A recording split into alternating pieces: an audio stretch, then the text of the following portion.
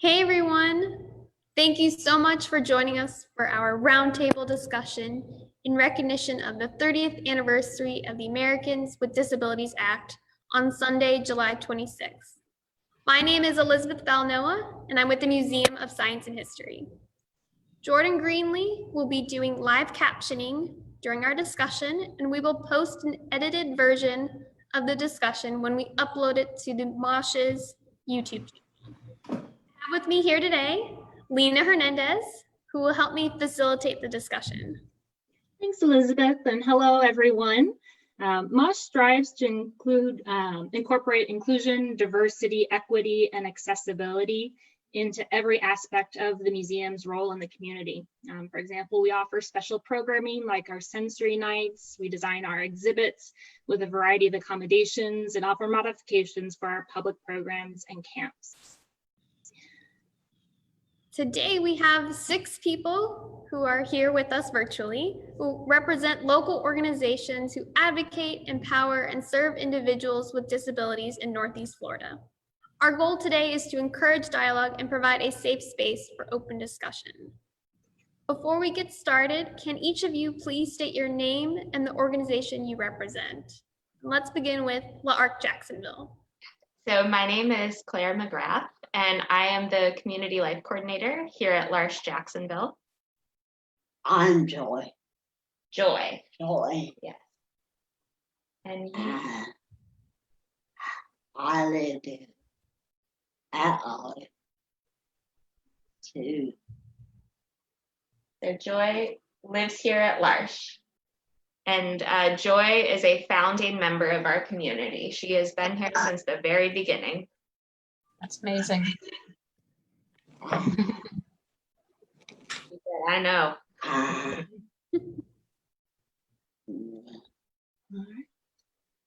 And Pine Castle next. My name is Leela Gershenson, and I am the Mental Health Director at Pine Castle. And I'm Dan Fox, and I attend Pine Castle. I am Kevin Conklin. I am the County Director for Duval County for Special Olympics Florida. And I'm Karen Prewitt. I serve on the committee for Special Olympics here in Duval County. I'm also a parent of an athlete. Thank you so much.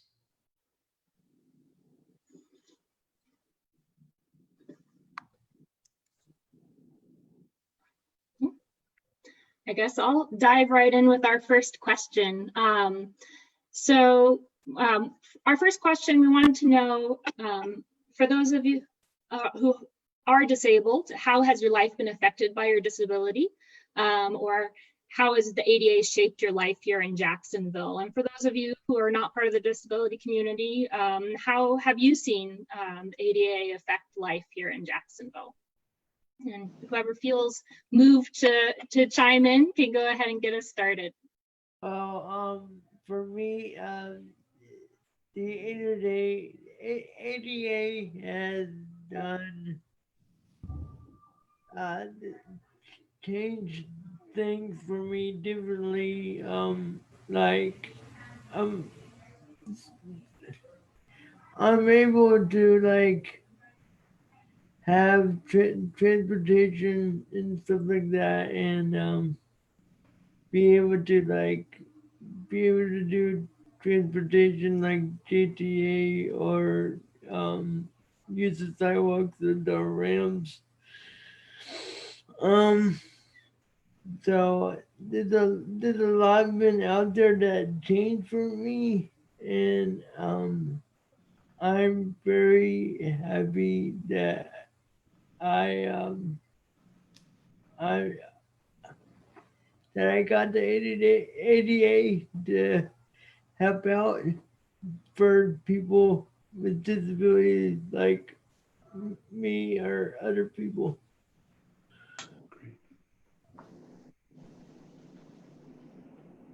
Fantastic.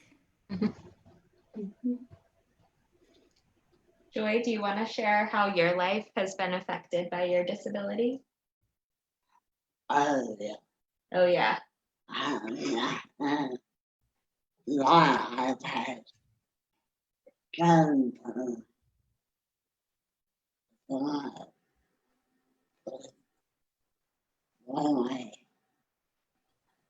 What Yeah. Can you say that one more time? A little louder? my life has changed. Yep. Dramatically. Your life has changed dramatically. And so, Joy, you were sharing earlier, and you said that you wanted to share with everybody that you weren't born with a disability, right? Yeah. I was born that after I moved and saw where people like not accept back then They might not accept you. that I have a disability, They might not accept you because you have a disability. but I'll try. I'll try. You're trying. And I don't like the way that receiving, If you don't like the way that somebody's receiving you, then then I'll say, you'll say something. Yeah. So, Joy, you like you said, you didn't always have a disability. You were in an accident when you were a little older, Yeah. right? And had a traumatic brain injury. And so that affected your life. Like you said, it changed drastically and changed the way that people see you, like you said. and Everybody looks at you. and and then I can do but then I see what I can do. Yeah. So they look at you and they see what you can't do, you said, not what you can do. Is that right? So it sounds like after you were in the accident and had a disability, it really changed the way that people looked at you as a person. Yeah.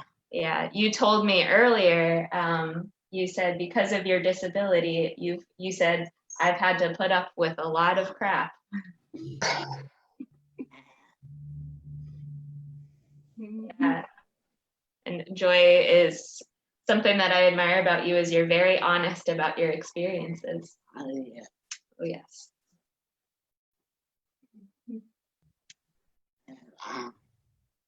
Special Olympics was very active when ADA began. Our founder, Eunice Shriver, worked hand in hand in helping to get the ADA enacted. And actually, she's our late founder, but her birthday was recent, and it was her 99th birthday. And that's something that's been very important to us. But through ADA, Special Olympics has had a remarkable opportunity. And I think that Special Olympics Florida is the second largest Special Olympics program in the country. And in Florida, we serve more than 60,000 athletes and are supported by 30,000 volunteers. And in Duval County alone, we have 1,700 athletes and 300 volunteers, and we're still growing. And I think that's an important part of this. And one of the things that we've been able to do through ADA is, everybody knows that our engine is sports, but what most people don't know is that we have a Healthy Athletes program. And Special Olympics Healthy Athletes is actually the largest health organization that supports the intellectual and developmental differences group in the world. And we provide opportunities for people to have health screenings, health exams for their eyes, for their ears, for their feet. And we actually, everything we do at Special Olympics, all of our sports activities and so on, is free of charge. So our athletes are eligible to get glasses, sports goggles, hearing aids, again, at no charge for anything. We even provide transportation to our competitions for our athletes and lodging when necessary. Wow, that's impressive. I had no idea. Most people don't. So, when Kevin and I were talking yesterday, we felt it was important to share that piece because a lot of people don't know. They think of Special Olympics as just a track and field event that happens once a year. Well, aside from the fact that we participate all year long with, what is it, Kevin, 30 different sports, I think. We also That's in Florida. And around the world, we have cricket So many. in Britain. Right. So many more. And then we have the Unified Partner Program, which it brings along typical athletes alongside our folks with IDD. So it can really start forming relationships, which can then move out into the community.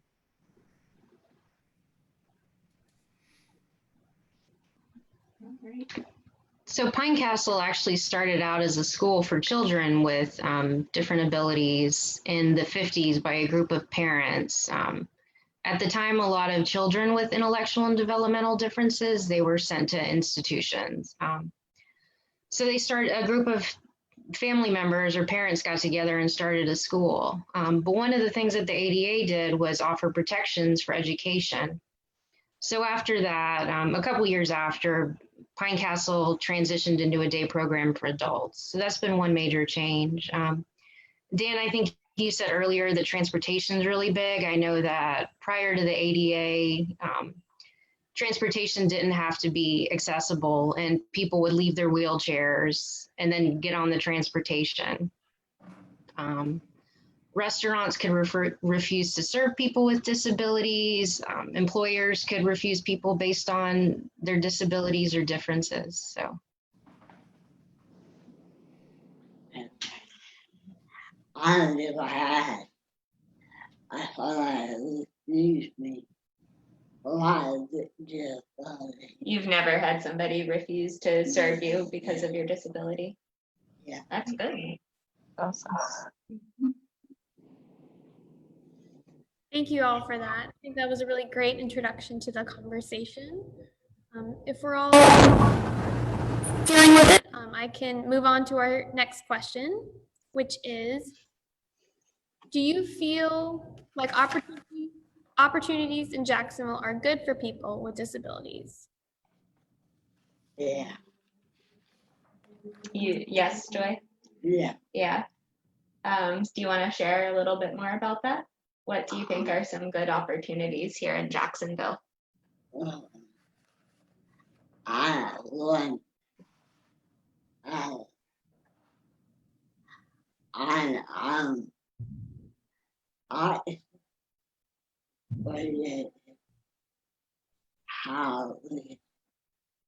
there's so much that we can Yeah, there's so much you can do. that I need to declare. You can. Right. So yeah, there's so many things that you can do, even when people think you can't. You were sharing with me earlier when we were talking about this question that you like that in your community here at L'Arche, you said it was really important that you're able to make choices. Is that right? Yeah. That's really important to be able to make choices about where you said where you want to go and where you live and what services you receive. Yeah. And you also shared though, remember you were telling me that you do feel like there's still some places that you can't go. Yeah, but yeah, that color. This Yeah, not because of your disability. Yes.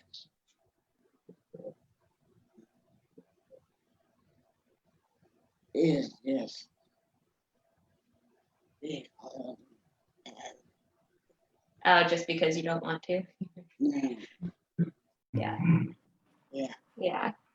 And yeah, I found that there are a lot of great opportunities for people with disabilities here in Jacksonville. There's a lot of great, fantastic organizations. Like Special Olympics is one very well known one. Pine Castle, Marsh. I've gone with a couple of our members here to the Mayor's Disability Council to self-advocate, and that's been a really great opportunity. I have found that you kind of have to know where to look to find some of those opportunities to get involved in the greater community. So one of my wishes is that there was a little bit more awareness about all of these great opportunities that do exist for people with disabilities. For me, I feel like it could be a little bit better as far as like clubs and restaurants and stuff. I feel like because we're confined to a wheelchair, that there are certain places that are very tight and crowded. So kind of wish there was something they could change with that. Maybe like expand like the building a little bit or something, you know, just for people with chairs. But other than that,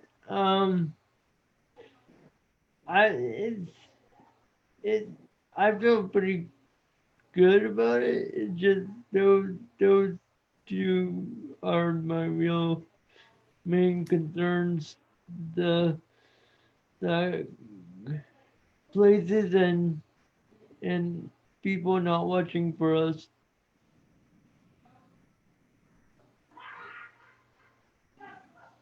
I will think say, what- kind of Go to ahead. piggyback on what Claire was talking about, I do also serve on the Mayor's Disability Council. And one of the things I like best about that organization is that it does represent all the disability community. And so, you know, people with physical challenges, people with emotional, mental challenges, people with IDD, we're all sitting around a table talking about how we can make Jacksonville better. So I would encourage, you know, I know Claire's been, and I don't know if Joy's been, but I would encourage folks to attend that and see if they can become a voice here in Jacksonville, because, you know, like Dan was saying, we've come a long way in 30 years, but there's still so much more we can do. There is a lot more. One of the things that I've found, I'm relatively new. I've been with Special Olympics for 8 months and in Jacksonville for 7 years. But there are many organizations like Special Olympics. We're a pretty special organization where we have our niche primarily with our athletics participants, and then we serve our athletes with our Healthy Athletes programs. But you know, we are partnering with Pine Castle, with L'Arche, with the Arc Village, the Disability Services. Jimmy Smith with Disability Services is a great advocate for all of us, and we provide that one thing. And I know, as someone who's been here and as a neurotypical individual, there's quite a kaleidoscope of opportunities, but trying to figure them out is often a real challenge. And I know Karen has specific experience with all that. She's so connected with many of these, and even she would say that it's still dizzying sometimes. There's a lot. Go ahead. Oh, no, I agree that, I mean, there are a lot of services in Jacksonville, if you kind of know about them or have connections to know what they are. But, you know, something that Dan had mentioned earlier is just trying to go to a random restaurant or even trying to go to a club is something that, you know, that they might want to do. It takes a lot of planning. So there are services available, but I think we could be better in making all of Jacksonville inclusive and accessible. Yeah, I know transportation can be a big thing, like Dan was saying. We've had several folks come in and do placements, work training placements with me in the collections room where I normally am. And I know that transportation is always one of those things that's hard to kind of navigate, making sure that it's on time and present. I've had people had to wait out in the rain while we're waiting for the transportation to come. So I know that's a big area that could stand improvement.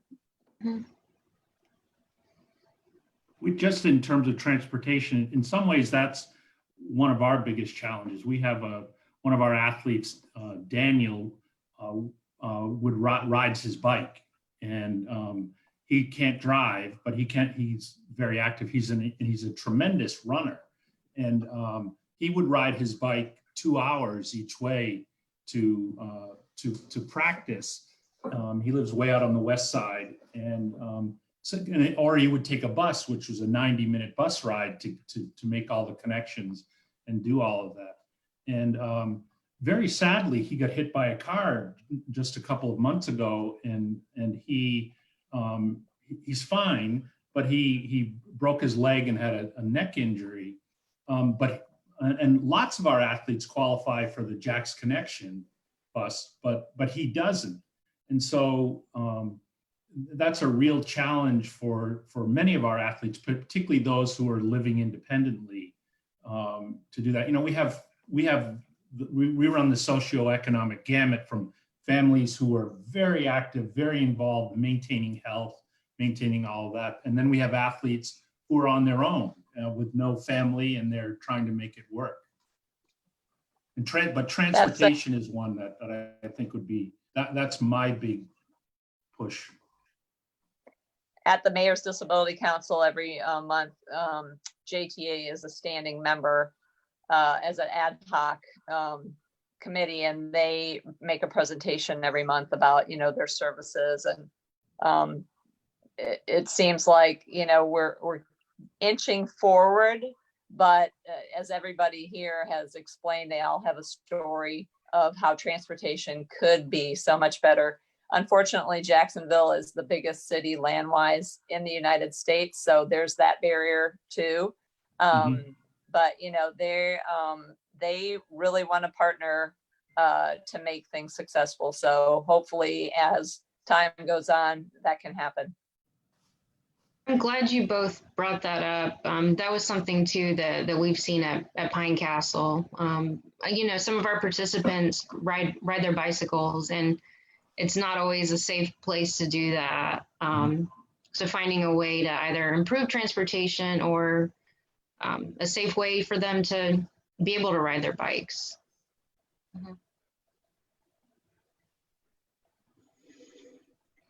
Well, this kind of jumps into the next question we were going to ask is, what are some of the services that folks have received here in Jacksonville that have helped in kind of day-to-day life, or where are areas that support is still needed? So we've already kind of touched on that with transportation. Are there other areas where that have been really good for you, or have been gaps that you need filled?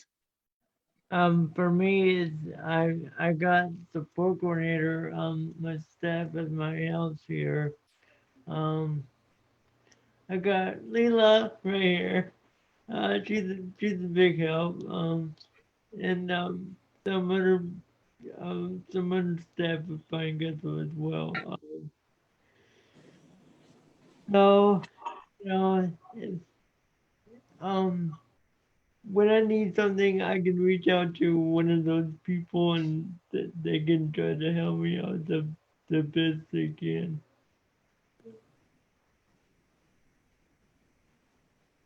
I know there's a waiting list. Last I looked, it was 1,700 people with disabilities waiting to get into programs. And we do have a focus on people that want to work at Pine Castle in the community to give them the skills they need and get them out in the community. But something too that I think needs a shift is that organizations and companies need to shift their attitudes in valuing people with disabilities and the way they look at making accommodations and kind of and seeing the value in people and hiring people with disabilities. Connectable Jacksonville is working on that very topic. They launched a campaign earlier this year. Unfortunately, COVID kind of put it to a little bit of a break, but it was called 20 and 20. It is called 20 and 20, and their goal is to have at least 20 individuals hired by local companies. I know Daniel Davis with the Jacks Chamber is very on board with this. He's really wanting to push it out to all the organizations in Jacksonville. And just like you said, change that thinking of, disability to ability. Where can we help people fit into employment, whatever their skill level is? I think that the sense of inclusion is what all of this is about. We're trying to be an inclusive world, and as we've heard, years ago, children couldn't go to school, people couldn't make their way down the sidewalk, and I think the not-for-profit organizations and the city have worked closely together, and the city works very hard to support all of that. But with that network and the tentacles, those challenges still exist. Another piece that I think needs a little bit of improvement is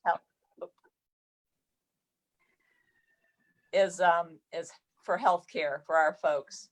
I think it's a huge issue, not only just a regular doctor, but also specialists who know what folks with, say, cerebral palsy typically deal with, what folks with Down syndrome typically deal with, run the gamut of, A to Z. I know that we are very thankful to Special Olympics because they do these screenings that Kevin was talking about earlier. And my son actually we found out he had some hearing loss from a screening that was not picked up by his regular doctor. So as a result, he did get tubes in his ears, and his hearing has improved. But if for a lot of our folks, I don't know where they go for good health care. I think that's still a barrier here in Jacksonville. Yeah, sorry, go ahead. Go ahead. No, you go ahead. Yeah, I absolutely agree. Joy and I were talking about how that is one gap that we see in services. The healthcare system is just very hard for people with any kind of disability or difference to navigate.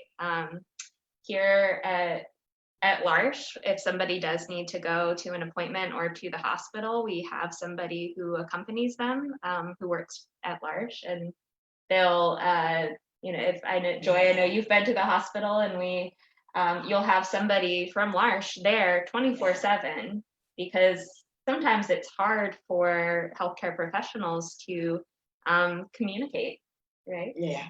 Sometimes it might be hard for them to understand you, or other of our members as well. So they need somebody there to advocate for their needs. And I often think about the people who don't have that, who don't have another advocate there, who maybe don't have somebody who can stay with them 24/7 for a week-long stay at the hospital, because the way our system is set up, it's just difficult for people with differences to navigate it. So that's certainly something that I feel like we see a lot. Right, Joy? Yeah. Real hard. Yeah. Real hard at that. he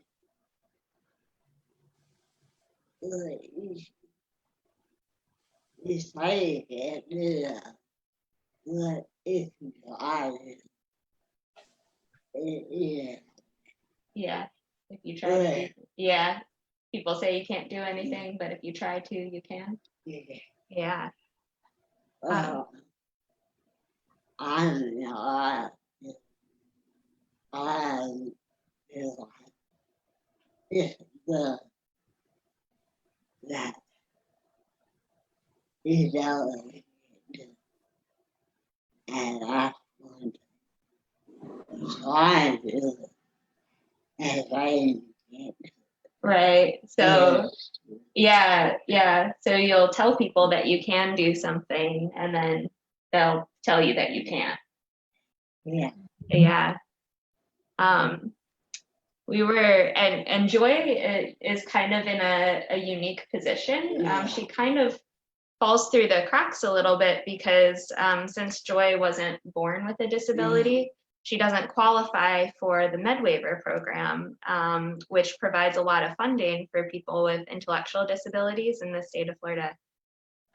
So we ran into some challenges when you were not interested in competitive employment, but you were looking for a day program where you could find a meaningful day activity.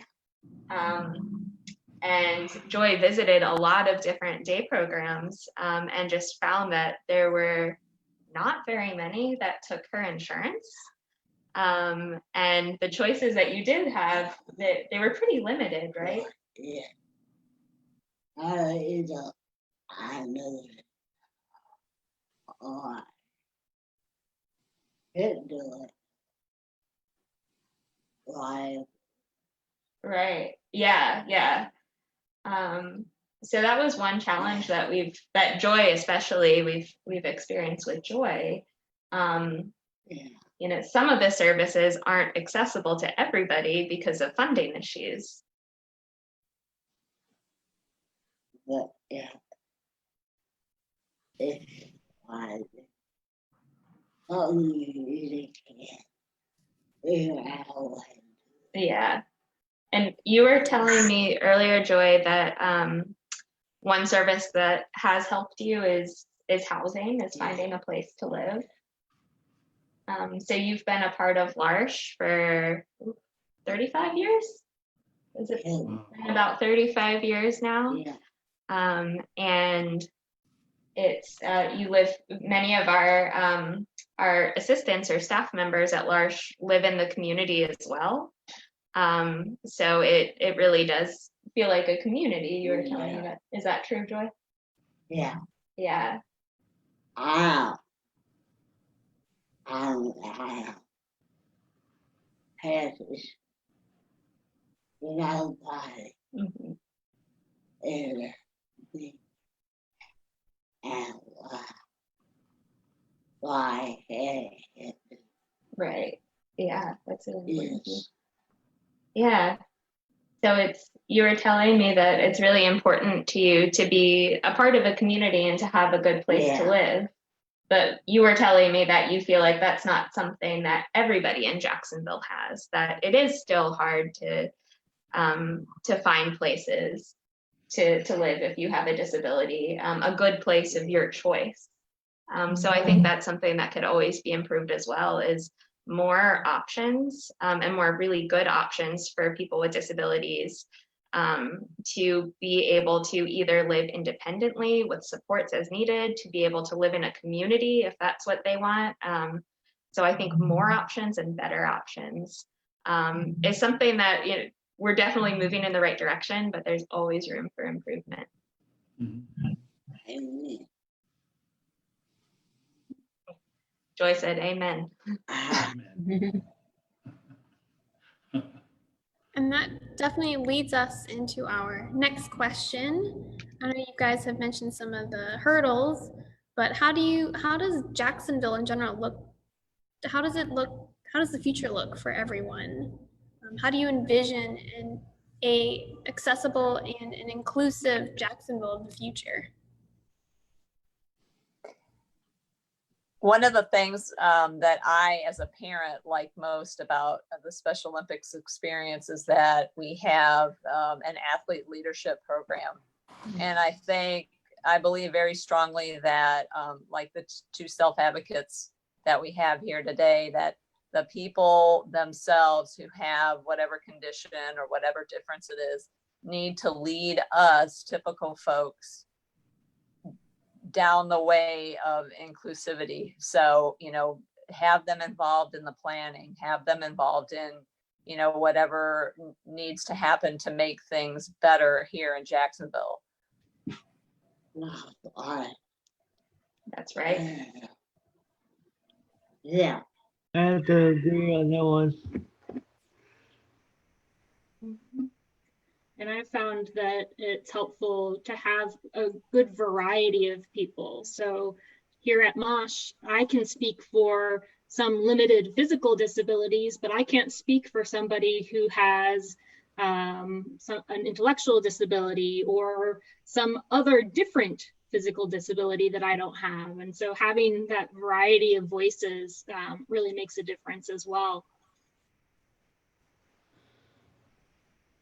I would like for Jacksonville to go kind of above and beyond the ADA. I think the ADA is wonderful in setting protections and setting law.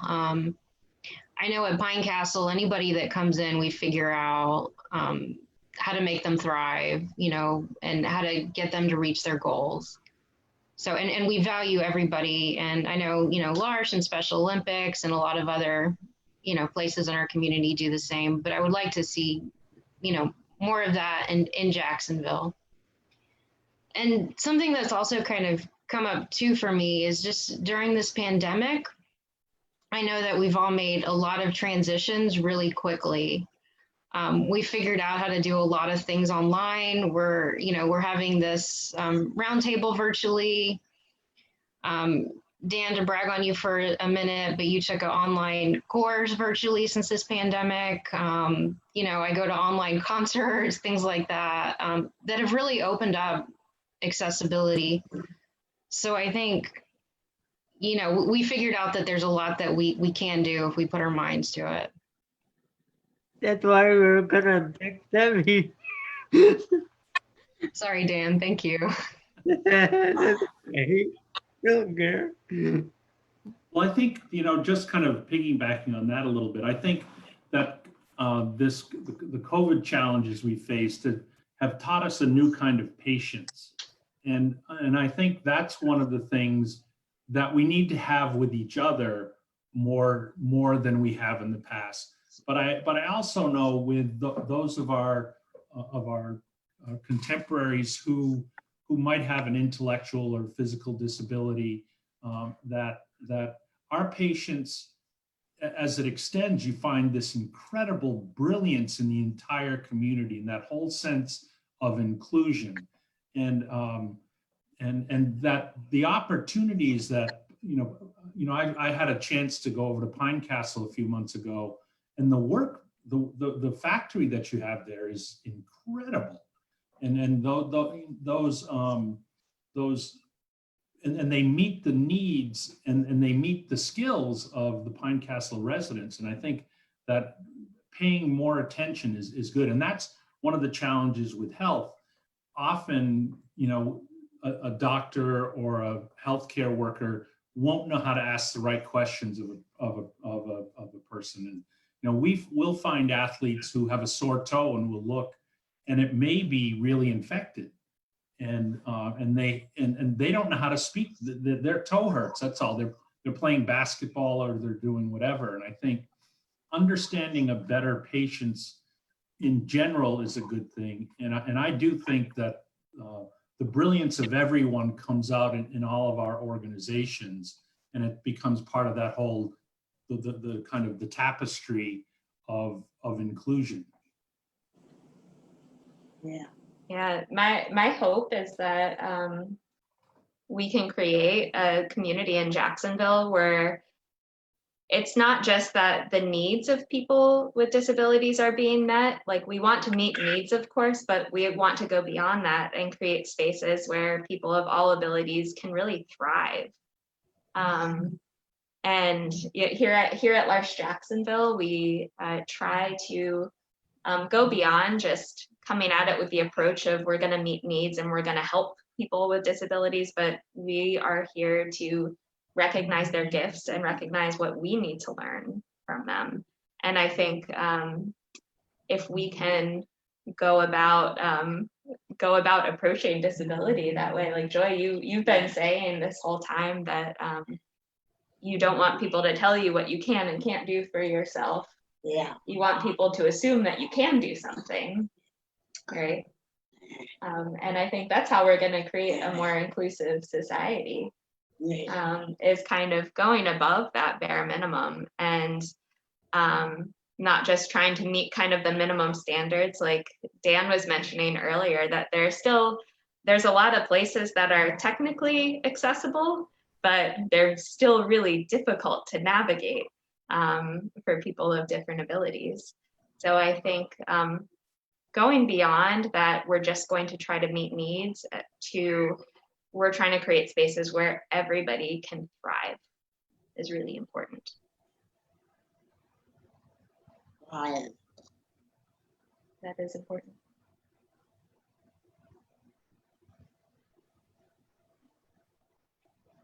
Thank you so much. That was a great explanation of going beyond and doing more than just the minimum. That was great. So if no one else has any more thoughts on that previous question, I know Leela and I want to wrap up the discussion and kind of put this out there. Is there any message you would like to leave the audience today with?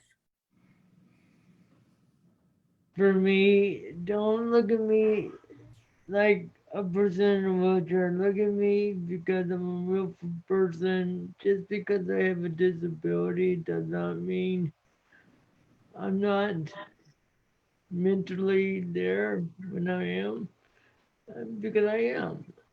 Right. And I want to tell people I am who I am, and you know, I want to live my life the way I want to live my life, and one day becoming a video game designer and making my own games so people can play and learn how it is, what it is like to have a disability, and you know, maybe get them to understand. Maybe they could try to be a little bit more nicer to us, and you know, and treat me like you treat everybody else. Don't treat me like I'm Yeah. like a little Yeah. kid. Because I'm not. Mhm. I'm a grown man, and I'm a human being, and I feel like I should be treated right. Well, I'm looking at the screensaver behind Lena, and it says the future is accessible. That would be my dream, and I think many people's dream here in Jacksonville and around the world. Actually, you know, universal design. I don't know how many people have heard about it, but it should really be the way moving forward, where we include people of all abilities in the planning.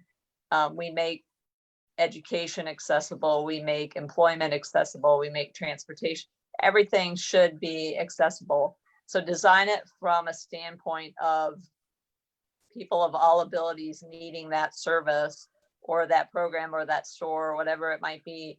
And then how do we make it happen? So so it is accessible. Karen, I really liked what you said earlier too about inviting people with different disabilities to the table and planning. I think that would be really helpful in building an accessible future. And Dan, like you had said, you know, people looking at you as a person and Joy mentioned earlier some of the way that she's been treated before, and I've heard a lot of stories like that, where people have just been treated in ways that are unfair, and they're, they become nervous to go to the grocery store or to go to a museum. And we see that in the employment rate of people with disabilities, that, that maybe they're not really seeing the value, but I think we need a shift in our attitudes. Do you have anything to share, Joy? But make sure that I don't have a good. I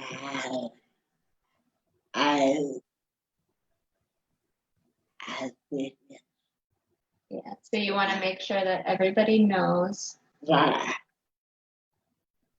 don't know I can't Don't look at what you can't do. look at why I can. Look at what I can do. And you told me the other day, Joy, you said, I'm human and I'm no better and no worse than anyone else. Yeah, it's true. Yeah. And I would hope that we can move from a place of merely accommodating people to a place of fully embracing people of all abilities. Knowing Joy and my other friends here who have disabilities has changed my life completely and allowed me to grow and thrive as a person.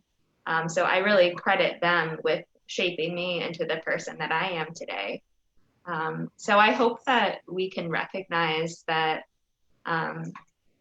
the goal of the ADA, and our goal should not be just to figure out ways to accommodate people. Of course, that's the first step, but we're not we don't want to just accommodate and just merely tolerate. We want to embrace and recognize that people of all abilities are absolutely essential members of society. And we can't become a better society as a whole until they are fully included in every aspect. Well, and I have to look back at our founder, Eunice Kennedy Shriver, who had a sister who seemed to be held back because of her disability, and she acted on that in 1968 to start Special Olympics. But we're also an organization that deals with our athletes not on a daily basis the way that Pine Castle and L'Arche would in other organizations, but we provide them opportunities where we take the limits away. And I just want to say something about Daniel, who had been hit by the bicycle. But Daniel trained with his brother forever. His brother enlisted in the army and was sadly killed in Afghanistan. But Daniel continued to train to do that. And then Daniel started winning competitions here in Jacksonville for the county games and area games. And a couple of years ago, his coach, John, had talked to Daniel about all this. Daniel had his bike stolen, he lost his brother, and John saw that as an opportunity to help support Daniel. So there's actually a video of Daniel in the 2018 state games, which are held at ESPN as part of Disney in Orlando. And you can hear Coach John in the background going, do this for Isaiah, do this up for Isaiah. And Daniel ended up on the podium with a silver medal because there were no constraints. And I think as we look to pull the constraints away, we can find these brilliant stars and joys in the world who have these incredible gifts. And I do want to make one little plug. And Special Olympics Florida is hosting the USA Summer Games in 2022, which is a great honor for the state. But it'll actually be the largest public service event ever held in Florida. And so that's an opportunity for athletes from around the country. And there will be athletes from international places who will participate in that also. And we'll have a great contingent from Duval County there.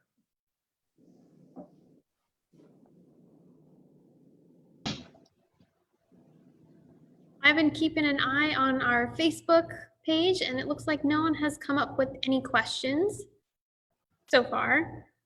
But I just want to thank you all for joining us for this conversation and taking time out of your day. And we hope that everyone listening understands the milestones Jacksonville has achieved, but what we still have to do to move forward. I know you've expressed that there's not only, you can only do so much, but you have to, what Claire was saying, you can't just accommodate, but you have to embrace it. And I think that's the next step forward that Jacksonville has to overcome in embracing everyone and everything that we do. Well, thank you, Mosh, for hosting us today. Thank you, Mosh. Thank you, Mosh. Yeah, thank you so much. Thank you, Mosh. Thank you And all. we can for hear participating. Daniel on Pine Castle Radio every morning. If you're over near the University Boulevard exit off 95, you can pick up Pine Castle Radio. 1700 a.m. radio station. We'll tune in. Thanks, everyone. Thank you. all. Thank and you. for Thank helping you us again, celebrate. Mosh. Thanks, everyone.